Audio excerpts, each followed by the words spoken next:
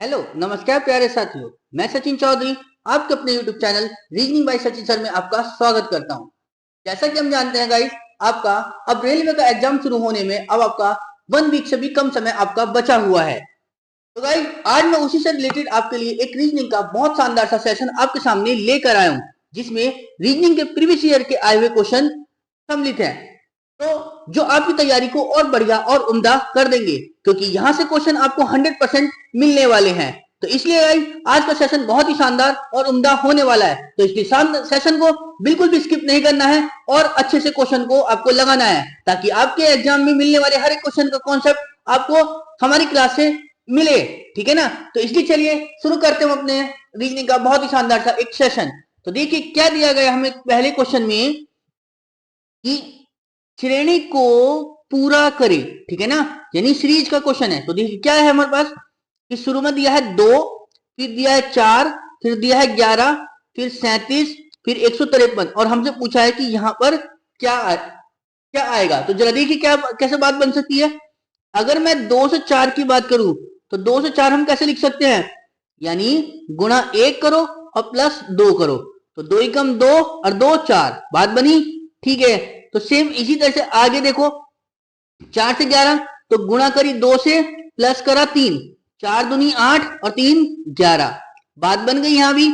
उसके बाद 11 से 37 तो गुणा करी 3 से और प्लस कर दिया 4, तो 11 3 33 और 4 37, यानी बात समझ में आ रही। यानी पहले गुणा 1 करी, आपके 2, आपके 3, तो आपको गुणा कितने से होगी फिर यहाँ पर 4 से।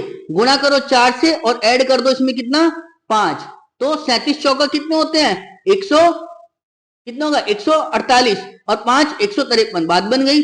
तो बस अगले वाले में क्या होगा कि गुणा तो होगी 5 से और ऐड होंगे कितने 6, तो 153 पंजे कितना होता है ये हमसे बताओ जरा। 153 पंजे यानी 15 पंजे 75, 750, और 5 दिए 15 यानी 765। अब 765 में और हम 6 जोड़े तो कितना बनेगा 771। ठीक है ना? तो क्या मिलेगा हमें इस क्वेश्चन मार्क की जगह 771। कौन सा ऑप्शन में हमारे पास ऑप्शन डी, इसका क्या हो जाएगा करेक्ट आंसर। क्लियर है? समझ में आया ना? तो अच्छा क्वेश्चन। चलिए तो फिर अगले बढ़ते हैं अगले क्वेश्चन की ओर। क्या दिया गया हमें अगले क्वेश्चन में कि यदि मिस्टेक MISTAKE को क्या लिखा हमने 9765412 लिखा जाता है।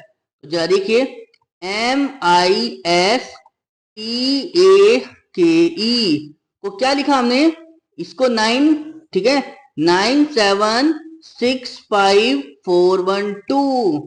क्लियर? तो जरा आगे NAKED को क्या लिखा है 84123। क्लियर? तो बस ASSIST। ठीक है, इसको पूछा है कि हम क्या लिखेंगे। तो यहां से देखिए एक जरा क्या कि अगर मैं बात करूं, क्योंकि M की देखो ओरिजिनल वैल्यू की बात करूं तो 13 होती है, I की 9 होती है, S की 19, T की 20, A की 1, K की 11 और E की 5। अगर मैं यहाँ ओरिजिनल वैल्यू की बात करूं तो ओरिजिनल वैल्यू से तो मुझे यहाँ पर कुछ मिलता हुआ नजर आ नहीं रहा, तो फिर हमारे पास क्या करेंगे, यानी M की वैल्यू 9, I की वैल्यू 7। बस इसमें ही देखो कि जो यहाँ पर ये लेटर दिए गए हैं, क्या इनमें से कोई लेटर ऐसा है जो कॉमन है, और वो कॉमन नंबर जो है दोनों में सेम है या नहीं है, ये चीज चेक कर लो बस। यहाँ A की वैल्यू कितनी है 4, तो यहाँ भी तो A की वैल्यू 4 है, यानी बात समझ में आ गई। ऐसी K की वैल्यू 1, K की वैल्यू 1, बात सही है, और E की वैल्यू 2, तो E की वैल्यू 2, यानी मतलब जो नंबर इसमें है वो नंबर इसमें है, तो यानी मतलब वैल्यू सेम है, तो बस इनके नंबर इन्हीं में से उठा लो।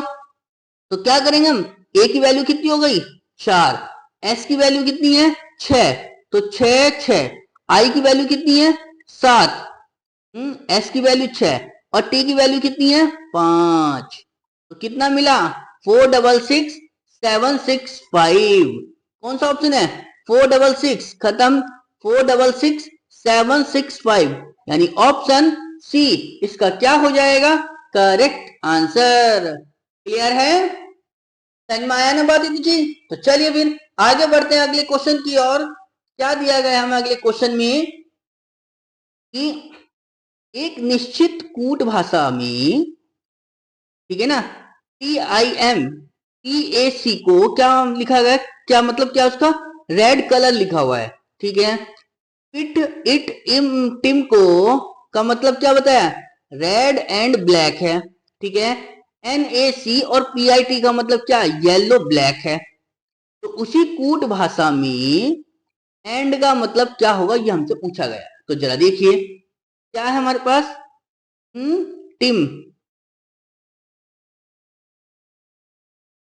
TIM टिम, PAC का मतलब क्या है, रेड कलर, ठीक है ना। चलिए जी, इसके बाद पिट इट और टिम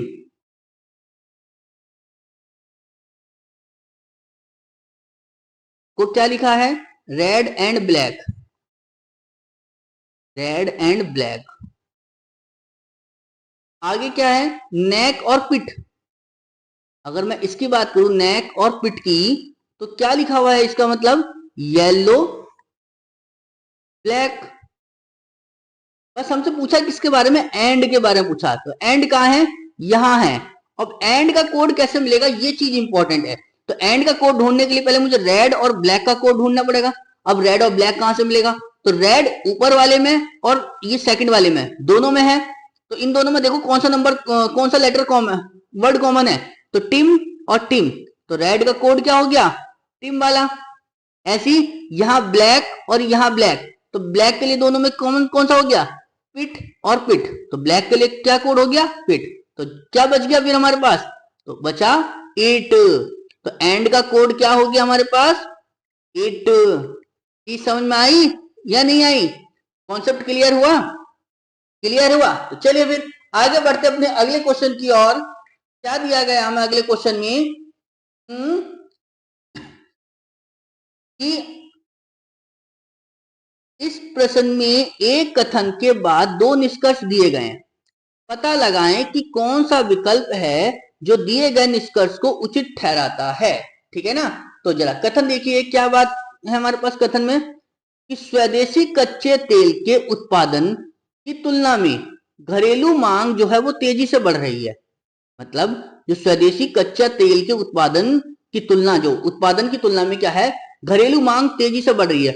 अब देखो जब इतना उत्पादन हो नहीं पा रहा जितनी मांग हो रही है, तो हम क्या करने चाहिए, हम फिर है तो निष्कर्ष में देखो क्या बात है हमारे पास, कि अगर मांग पूरी करनी हो तो तेल को क्या करना पड़ेगा, आयात करना पड़ेगा। आयात मतलब खरीदना पड़ेगा, ठीक है ना।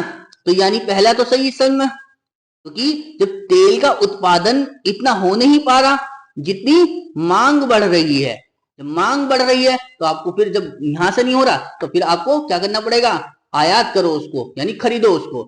दूसरा क्या है कि घरेलू मांग को कम किया जाना चाहिए, कम नहीं किया जा सकता, ठीक है। जब मांग बढ़ रही है तो आपको फिर बाहर से खरीदना पड़ेगा, समझ में आई। तो यानी निष्कर्ष पहला क्या हो जाएगा, सही हो जाएगा, और दूसरा निष्कर्ष क्या हो जाएगा, गलत। यानी ऑप्शन डी इसका क्या हो जाएगा, करेक्ट आंसर। क्लियर है, समझ में आ रही है बात। तो चलिए फिर आगे बढ़ते अपने अगले क्वेश्चन की ओर। क्या दिया गया अगले क्वेश्चन में हमें, बस आपको क्वेश्चन थोड़े से ध्यान से करने हैं, ठीक है ना, एग्जाम में हड़बड़ाना बिल्कुल नहीं है, समझ में आई। तो चलिए फिर आगे देखते हैं अगले क्वेश्चन की ओर। क्या, कि राम जो है स्थान ए से उत्तर की ओर 5 किलोमीटर की दूरी तय करता है, ठीक है। यानी मतलब अगर मैं जनरल डायरेक्शन की बात करूं, तो जनरल डायरेक्शन जो होती है वो यही तो होती है कि इसको हम ईस्ट बोलते हैं, इसको वेस्ट, इसको नॉर्थ, तो इसको साउथ, ठीक है। तो अब हमें क्या कह रहा है कि राम जो है एक पॉइंट से उत्तर की ओर गया है, ऊपर की ओर। तो उत्तर तो ऊपर की ओर होता है, तो कितना चला है, 5 किलोमीटर, ठीक। उसके बाद वो कह रहा है फिर बाई ओर मुड़ता है और 3 किलोमीटर चलता है। तो बाई ओर मोड़ दोगे तो इधर से, तो 3 किलोमीटर इधर को जाएगा वो, समझ में आई तो चीज। चले जी, फिर कह रहा है फिर दाई ओर मुड़ता है और 2 किलोमीटर चलता है। तो दाई ओर मुड़ोगे तो ऊपर की ओर जाएगा 2 किलोमीटर। चलो, उसके अंत में वह दाई ओर मुड़ता है और 3 किलोमीटर चलकर स्थान बी तक पहुंचता है। दाईं ओर मोड़ो और 3 किलोमीटर चलाओ, तो यानी इस वाले पॉइंट के सामने आ जाएगा। क्यों? क्योंकि ये भी 3 किलोमीटर है और ये भी 3 किलोमीटर ही है। समझ में आया था जी? तो आगे कह रहा है कि ए और बी के बीच की जो है दूरी ज्ञात करो। तो ये बी पॉइंट था इसका और ए पॉइंट को यहां से चलना शुरू करा था। समझ में आई? चलिए, तो यहां से यहां तक की उसने दूरी पूछी कि कितनी दूरी होगी। कितनी दूरी होगी? तो 5 ये और 2 ऊपर वाली, तो टोटल कितनी हो गई? 7 किलोमीटर। चीज समझ में आई? यानी 7 किलोमीटर की दूरी है ए और बी के बीच की, यानी ऑप्शन ए इसका क्या हो जाएगा? Correct answer. क्लियर है? समझ में आ रही है बात? समझ में आ रही है तो प्लीज वीडियो को ज्यादा से ज्यादा दोस्तों को शेयर कर दो और प्लीज वीडियो को लाइक कर दो। ठीक है, चलिए फिर आगे बढ़ते अपने अगले क्वेश्चन की ओर। क्या दिया गया हमें अगले क्वेश्चन में कि दी गई आकृति में कितने वर्ग हैं। ठीक है, वर्ग के बारे में पूछ रहा है, यानी आपसे स्क्वायर पूछ रहा है कि स्क्वायर कितने हैं। तो देखिए, अगर मैं जनरल नॉर्मल अगर एक स्क्वायर में देखूं तो कितने स्क्वायर बन सकते हैं, ये चीज आपको देखना है। तो कितने बना रहे हो ये देखो। अगर मैं इसमें ही बात करूं, अगर एक स्क्वायर में ऐसे काउंट करते तो कितने कितने स्क्वायर बनते हैं? कि 1 2, ठीक है ना। और अगर फिर यहां से भी देख लो, क्या अगर रो और कॉलम बराबर है, यानी इसकी क्या है, कॉलम ये हो गए 1 और 2, ऐसी इसकी रो 1 और 1 2। ठीक है, तो क्या करते हैं हम इसमें, तो 2 की गुणा 2 से कितना हो गया 4 और 1 की 1 से, तो कितना बन जाएगा 1। तो टोटल तो 5 बनते हैं, या जनरल छोटा है तो हम इसे डायरेक्ट गिन लेते हैं। क्यों? 1 2 3 4 और 1 बड़ा वाला 5, इसे जनरल भी गिन सकते हैं। तो ये ऐसे ऐसे कितने बन रहे हैं? इस वाले में कितने बन गए? 1 2 3 4 और 1 टोटल बड़ा वाला हो गया 5। समझ में आई? तो यानी 5 इसमें बन गए। ऐसी एक ये वाला बनेगा अंदर पहला, एक ये बन गया, तो 1 5 इसमें बनेंगे और 1 5 इसमें बनेंगे बाहर वाले में। ठीक है ना?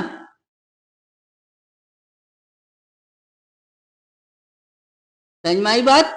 तो 1 5 बन गए इस वाले में। तो टोटल कितने हो गए? 5 और 5 10 और 10 और 5 15। तो यानी कितने स्क्वायर हो गए? 15 स्क्वायर। यानी ऑप्शन डी इसका क्या हो जाएगा? Correct answer. क्लियर है?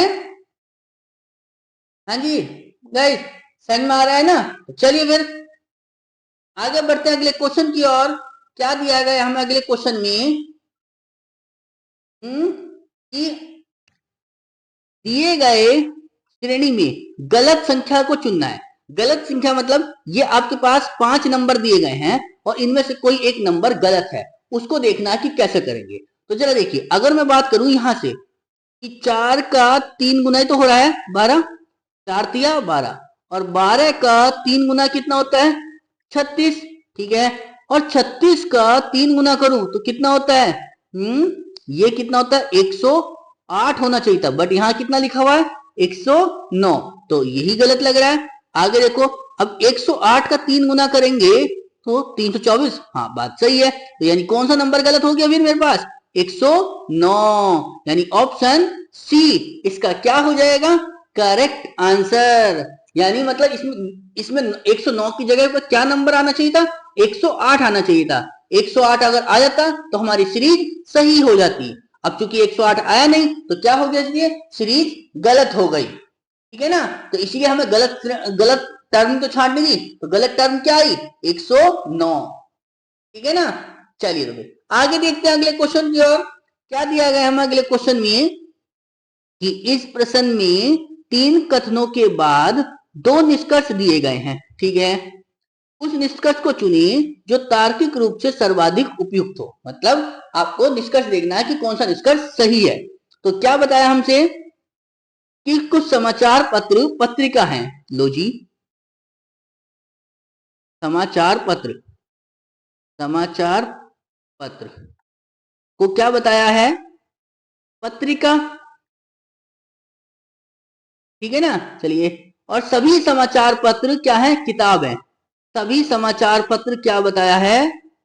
किताब बताएं। लो जी, सभी समाचार पत्रों को काय में रख दो, किताब में, समझ में आई? चलिए, और कुछ किताब क्या है, जर्नल है। लो जी, कुछ किताबों को क्या रखना है, जनरल। समझ में आई? चलिए, तो फिर निष्कर्ष क्या बनेगा कि कुछ जनरल समाचार पत्र हैं। निष्कर्ष देखो क्या है कि कुछ जनरल समाचार पत्र हैं। जनरल और समाचार पत्र के बीच में कोई रिलेशन है नहीं है, क्योंकि ये तो अलग और ये अलग, तो यानी ये निष्कर्ष तो गलत हो गया। दूसरा क्या कह रहा है कि सभी पत्रिका किताब है, सभी पत्रिका किताब है ना, कुछ के बारे में पता है, सबके बारे में नहीं पता, तो यानी ये वाला भी निष्कर्ष क्या हो गया, गलत। तो कौन सा ऑप्शन बना मेरे पास, न तो निष्कर्ष एक न निष्कर्ष दो उपयुक्त है, ठीक है ना, क्योंकि दोनों में से कोई सा भी निष्कर्ष इसको फॉलो नहीं कर रहा। समझ में आई? देखिए, यहाँ पर सबसे इंपॉर्टेंट है आपका डायग्राम बनाना। अगर डायग्राम आपने ढंग के साथ बना लिया तो आप निष्कर्ष आसानी से निकाल सकते हो, ठीक है ना। बस जो चीज विजुअल है वो सही है, अगर इसके अलावा कुछ और भी पूछा है तो वो गलत हो जाएगी। क्लियर? समझ में आया ना? तो चलिए फिर आगे बढ़ते हैं अगले क्वेश्चन की ओर। क्या दिया गया हमें अगले क्वेश्चन में, ये देखिए, तो क्या दिया गया हमें, ये 4 है, ठीक है, और जी ये 16 है, ये 36 है, ये 64 है। समझ में आया? तो आगे अगर मैं 4 की बात करूं तो ये 2 का स्क्वायर होता है, 16 की बात करूं तो ये 4 का स्क्वायर होता है, 36 की बात करूं तो ये 6 का स्क्वायर होता है, और 64 की बात करूं तो ये 8 का स्क्वायर होता है, ठीक है। और अगर इसी तरह से मैं अगर 196 की बात करूं तो ये 14 का स्क्वायर होता है, और 144 की बात करो तो ये 12 का स्क्वायर होता है, और 100 की बात करो तो ये 10 का स्क्वायर होता है। तो क्या चीज समझ में आई हमें, यानी जैसे ये बढ़ा 2 से होगा ये 4, यानी 2 से हुआ 4, फिर ये हो गया 6 और ये हो गया 8, ठीक है ना।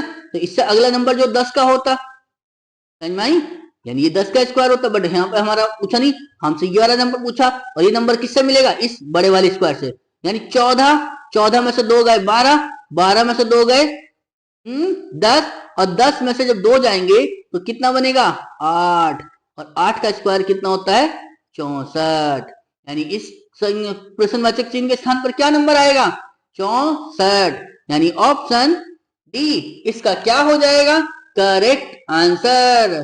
क्लियर है? समझ में आए ना सीरीज, यानी कभी कभी डबल सीरीज भी चल जाती है, ठीक है। बस आपको थोड़ा सा अपनी स्क्वायर और क्यूब पर फोकस करना है, ताकि आपको संख्या को देखते ही पता चल जाए कि संख्या स्क्वायर में है या क्यूब में है, समझ में? इससे क्योंकि क्वेश्चन करने में एकदम पहचानने में आसानी होगी आपको, नहीं तो उलझ जाओगे फिर क्वेश्चन में आप, ठीक है। तो चलिए फिर आगे बढ़ते हैं अपने अगले क्वेश्चन की ओर।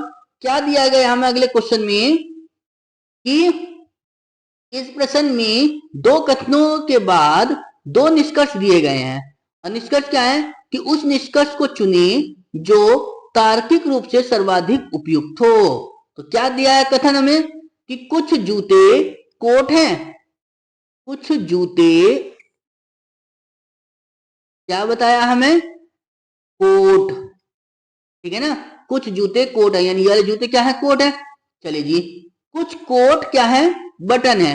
लो जी, कुछ कोट क्या है बटन है, यानी ये वाले कोट क्या है बटन है, की समझ में आई।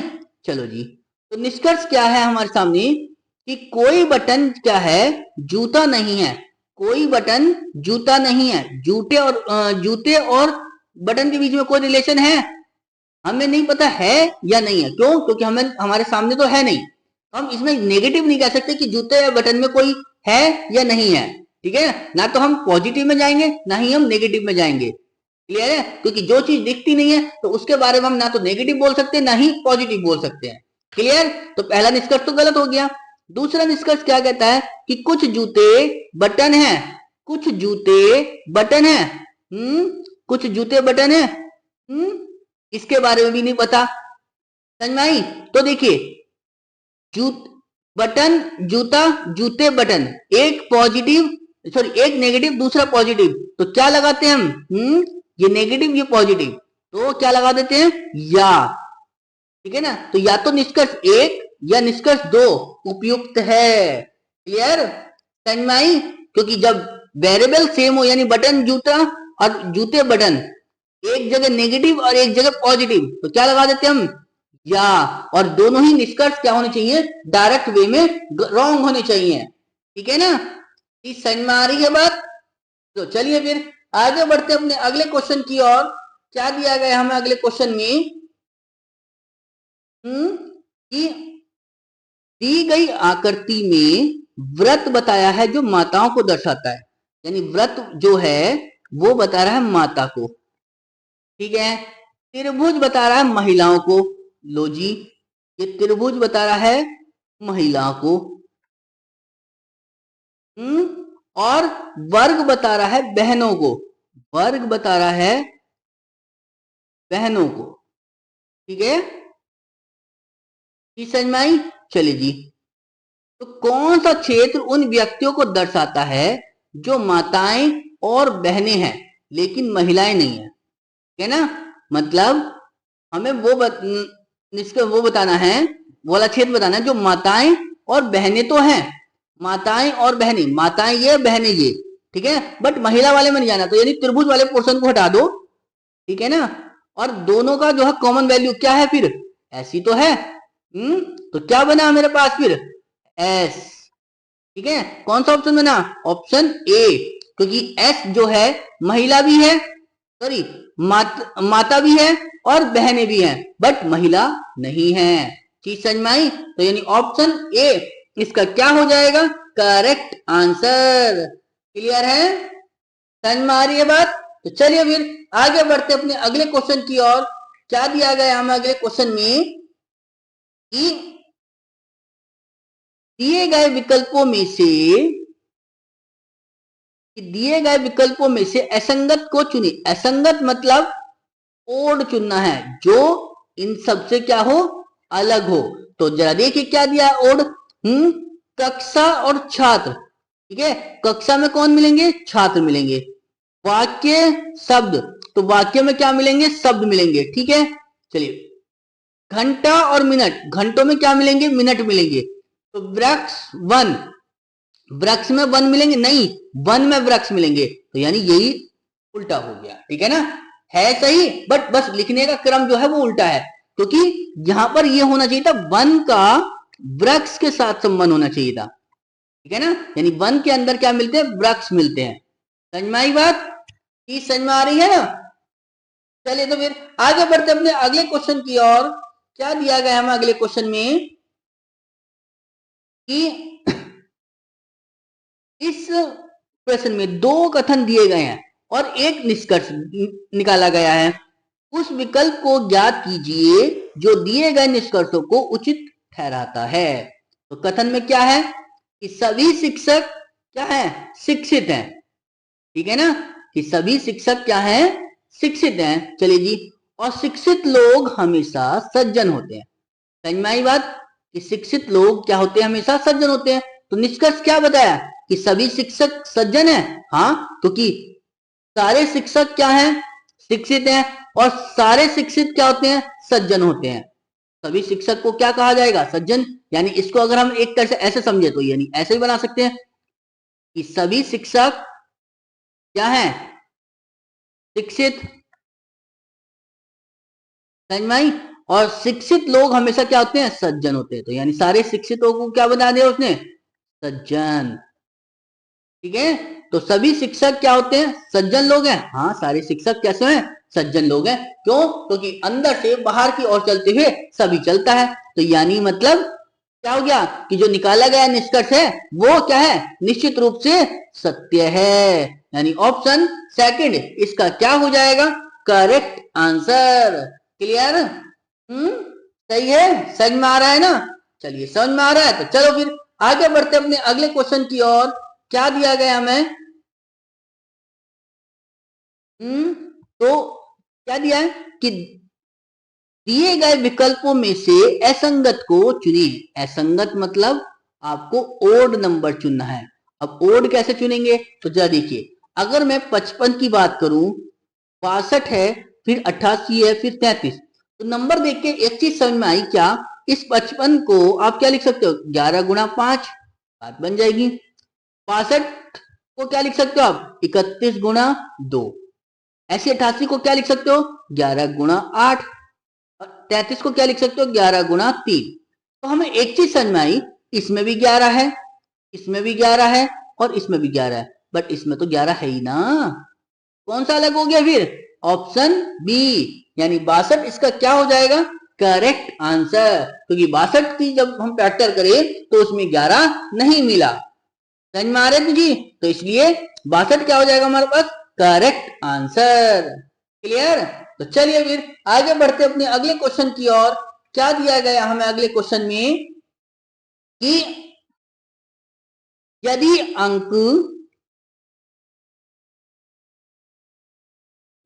अंक एक और दो का स्थान जो है परस्पर बदल दिया जाए, मतलब एक और दो को बदल दो और 3 और 4 का स्थान परस्पर बदल दिया जाए, ठीक है ना, और साथ ही चिन्हों को गुणा और भाग को भी परस्पर बदल दिया जाए। तो बोला है कि 1 + 3 × 2 ÷ 4 का मान ज्ञात करना, ठीक है। तो जरा देखिए, उसने बोला था 1 और 2 को बदल दो, यानी जहां 1 चमके वहां 2 रख दो, जहां 2 चमके वहां 1 रख दो, ठीक। चलिए उसके बाद 3 और 4 को बदल दो, यानी यहाँ 4 यहाँ 3। क्लियर। तो बस जरा बनाओ, यहाँ तो प्लस, और जी गुणा और भाग को बदलना था, तो यहां पर आ जाएगा भाग का निशान और यहां आ जाएगा गुणा का निशान। क्लियर। तो जरा देखिए अब जरा, कितना बनेगा, यानी 2 + 4 भाग 1 गुणा 3, यानी इसको सॉल्व करना है हमें, ठीक है ना। तो जरा देखिए, जब 4 को भाग करिए 1 से तो कितना आएगा 4, और गुणा करनी होगी इससे 3 से, और उसमें ऐड क्या करना होगा 2, तो 4 तिया 12, और 12 को जब 2 ऐड करेंगे तो कितना बनेगा 14, यानी ऑप्शन सी इसका क्या हो जाएगा, करेक्ट आंसर। क्लियर है, समझ में आ रही है बात।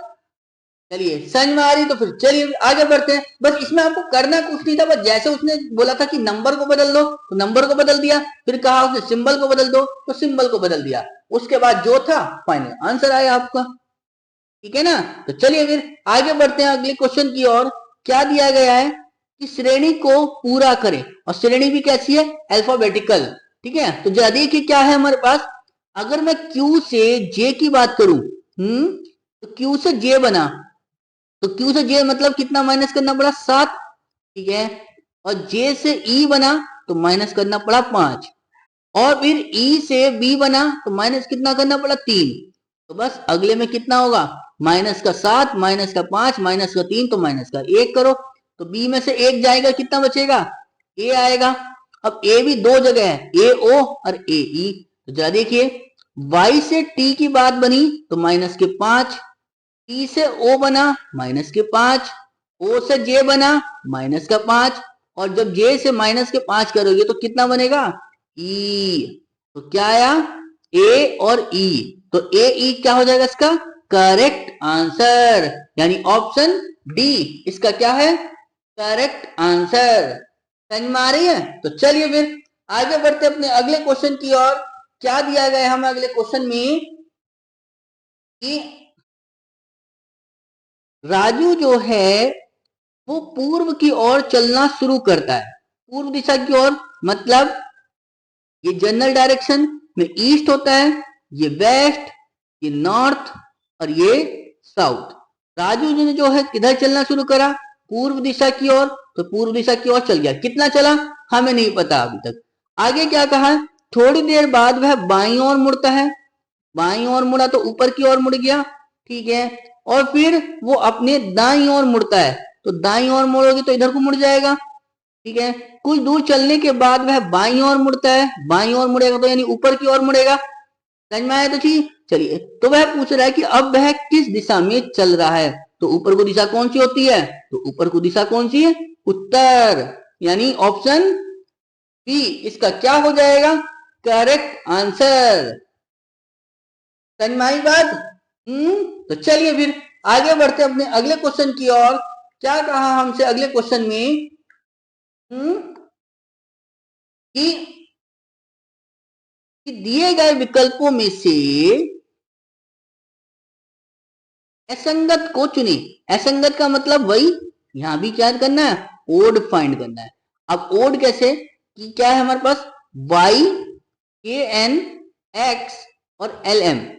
अब देखो अगर मैं y की बात करूं तो यहाँ पर क्या है, y कौन से नंबर पर आता है 25, क्योंकि यहाँ पर क्या है एक लेटर, यहाँ भी एक लेटर, बट बीच में दो दो लेटर है, तो ऐसा तो कुछ मिल नहीं रहा, तो हमने फिर नंबरिंग लिखी। तो y कौन से नंबर पर आता है 25 पे, k और n, k आता है 11 पर, n होता है 14 पर। ठीक है, अगर मैं इन दोनों नंबरों को भी जोड़ूं तो कितना मिलेगा 11 14 25, यानी बात कुछ बनती हुई नजर आ रही है। ठीक है, ऐसी x की बात करो तो x होता है 24 पर, ऐसी l और m की तो l होता है 12 पर और m होता है 13 पर। 12 और 13 को हमने ऐड करा तो कितना बनेगा 25। समझ में आई बात? तो कौन सा अलग हो गया फिर x वाला यानी 24, यानी ऑप्शन सी इसका क्या हो जाएगा करेक्ट आंसर। क्लियर है, समझ में आ रही है ना बात? चलिए फिर समझ में आ रही तो आगे बढ़ते अपने अगले क्वेश्चन की ओर।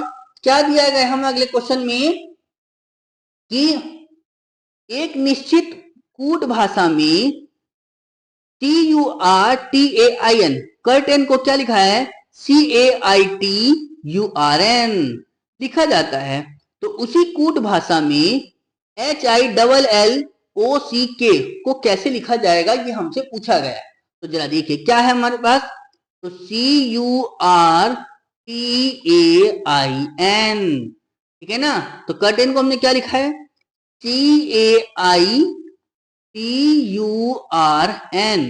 ठीक है ना, तो बस HILLOCK को पूछा है कि क्या लिखा जाएगा। तो जरा देखिए यहां से कुछ बात बनती हुई नजर आ रही है या नहीं आ रही? अगर मैं देखूं क्या C अपनी जगह पर और N अपनी जगह पर, ठीक है ना, और T अपनी जगह पर, तो चेंज क्या हुआ कि UR को तो पहुंचा दिया इसने यहां पर और AI को ले आया शुरू में। ठीक है ना, समझ में आई? तो बस हमें भी क्या करना होगा कि पहला टर्म ऐसी रखो, दो टर्म छोड़ो, तीसरे टर्म को फिर ऐसी रख दो, फिर दो टर्म छोड़ो, फिर लास्ट वाला टर्म यानी के को ऐसे रख दो। अब क्या करना है इसमें, ये IL है, ये पूरा IL एक साथ पहुंचा दो यहां पर, और ये OC को डायरेक्ट ले आओ अपना यहां पर। तो क्या बना मेरे पास HOCLILK, HOC खत्म, HK खत्म, HOL खत्म, HOCLILK,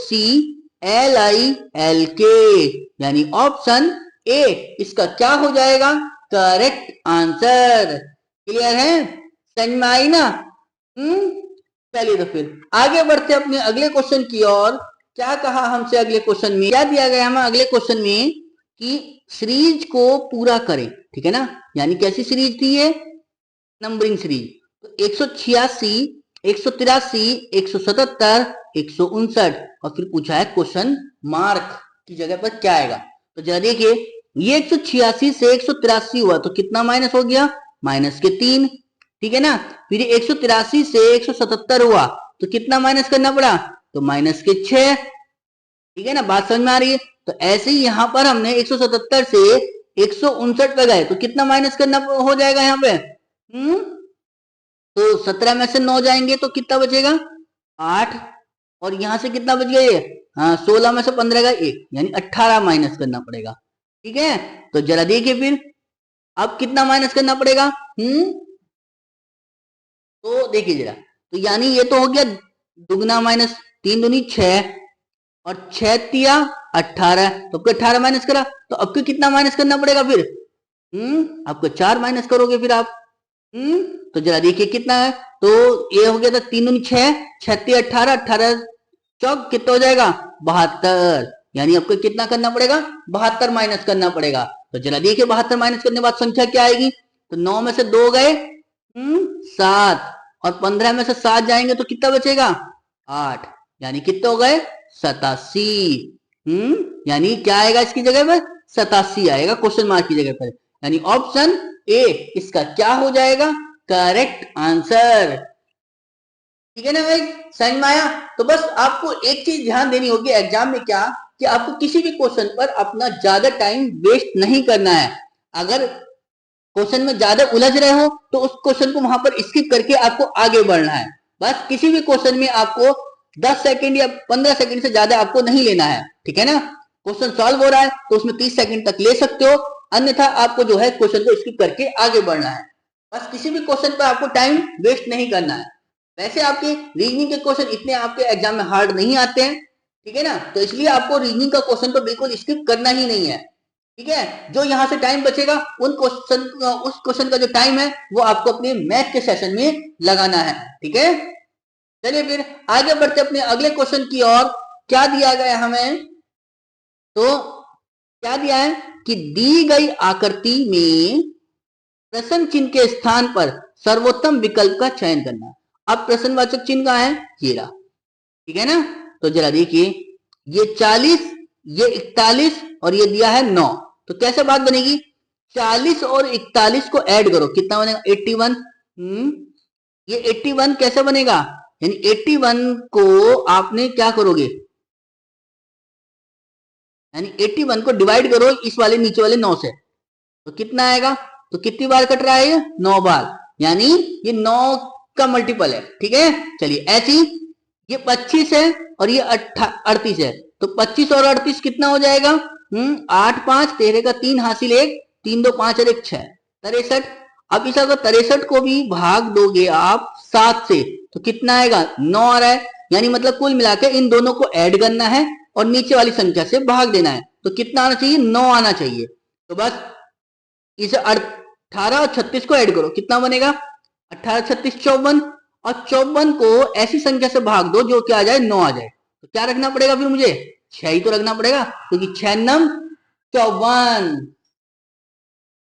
रखना पड़ेगा गाइस, हमें फिर 6 रखना पड़ेगा, क्योंकि 6 से भाग करेंगे 54 को तो कितनी बार जाएगा 9 बार, तो 9 ही तो लाना था मुझे, तो यानी इस क्वेश्चन मार्क की जगह मुझे क्या रखना पड़ेगा 6, ठीक है ना। यानी कौन सा ऑप्शन है फिर मेरे पास, ऑप्शन डी इसका क्या हो जाएगा करेक्ट आंसर।